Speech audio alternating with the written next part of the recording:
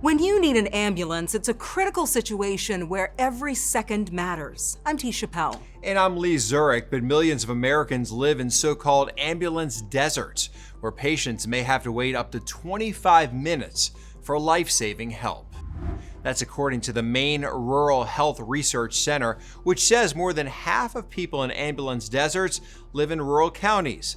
Our team found rural hospitals are closing at record rates, and experts say the future of emergency medical services is also at risk. A recent report by the National Rural Health Association found about 1/3 of rural EMS agencies are in immediate operational jeopardy.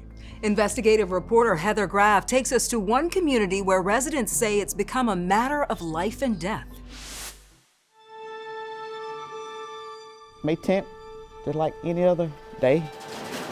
For Annie Jackson, that day in 2023 started like any other. But when her phone rang with news about her sister, everything changed. I was at work.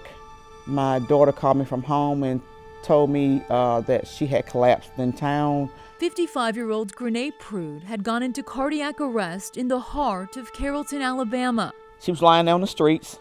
Everybody was around. People was in shock. It was a real bad scene. She died waiting 2 hours for an ambulance to arrive. My sister had a life ahead of her, a great life. As fate would have it, Grenee's medical emergency happened less than half a mile from the county's only ambulance station. But that station serves nearly 20,000 residents across 900 square miles with limited resources. Do you think Pickens County is an ambulance desert? Yes. I mean, we're out on the island by ourselves. And how frustrating is that? Very frustrating. Very. The station has 5 units on site, but Pickens County Ambulance Service Supervisor Vicki McCrory says even on a good day, it can only staff 2. A lot of us are working 80 hours a week, just trying to help provide some coverage. That stretches people pretty thin. And so 2 ambulances were operating the day Grenee collapsed, but both were already out on calls, transporting patients to the closest hospitals more than 30 miles away. We're doing everything we can, and it's just not enough. The county shuttered its only hospital in early 2020. When the hospital closed, we lost over half of our revenue, $250,000, $270,000 a year. That has crippled us. How many people do you think have died waiting on an ambulance? Since the closure of the hospital, I can just right off the top of my head think of about 6 people, just that I'm aware of, and I'm sure there's others. Dr. Julia Booth is a longtime family physician in Pickens County. She said it's not uncommon for people to visit her primary care clinic in emergency situations. A lot of times they're coming in with complaints, and my first thought is, why did you not call 911? But I understand why they didn't call 911 because they don't know how long that's going to be. She recently had a patient come in requiring urgent hospital treatment, and faced with an hours-long ambulance wait, Booth felt compelled to get him the care he needed quickly, and she drove him herself. I'm not designed to be medical transport. The frustrating part is it is not unique to Pickens County. According to the Maine Rural Health Research Center, 4.5 million Americans live in ambulance deserts, with the majority in rural counties. Where you live should not determine if you get access to care and the quality of that care. Carrie Cochran-McLean is Chief Policy Officer at the National Rural Health Association and says there needs to be a national effort working to solve this issue in the long term.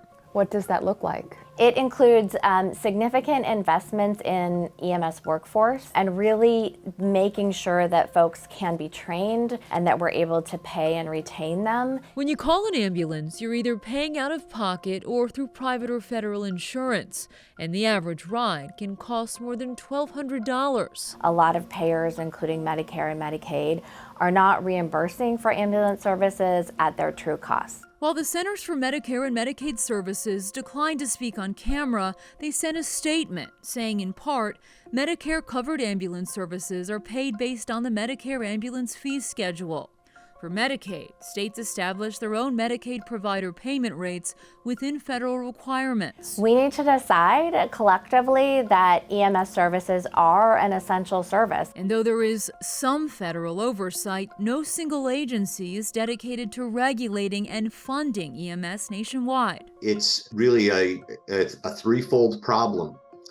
It's about money, it's about workforce, and it's about leadership that doesn't know how to fix the other two.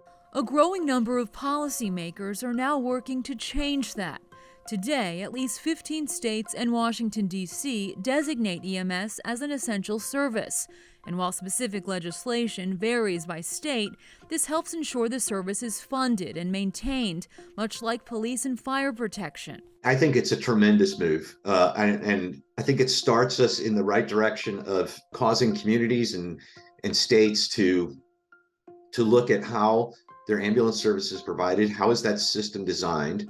How do we make sure that it continues? But some states that have deemed EMS essential, like Alabama, stop short of explicitly identifying how it should be financed. If you have not tasked a person, an organization, or a political subdivision and said, you're the ones who are going to be responsible for this, then you're going to continue to experience problems. To see someone die on the streets, that's just totally inhumane. Annie Jackson knows there's still work to be done, and since her sister's death, she hasn't stopped fighting for change. Why is it so important for you to share your sister's story, Annie? I don't want another family to have to go through what we went through. Because in communities like Carrollton, everyone is family, and this hurts them all. It's ridiculous to live in a country like the United States and have this poor of a health care system for our community. Even if we are rural, we deserve better. The people of Pickens County, Alabama are not alone when it comes to their hospitals shutting down.